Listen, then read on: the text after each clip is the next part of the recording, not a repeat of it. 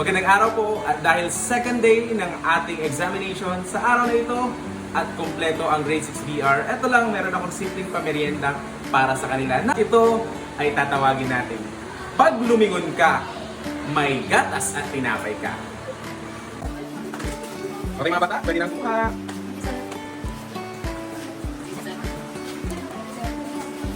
Kaya napipili ang tinapay ninyo.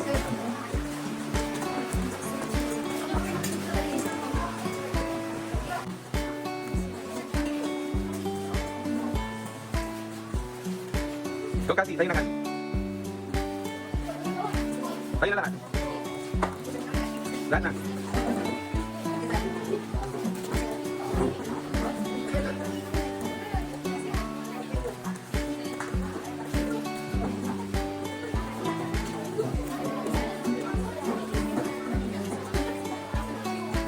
Go na kayo.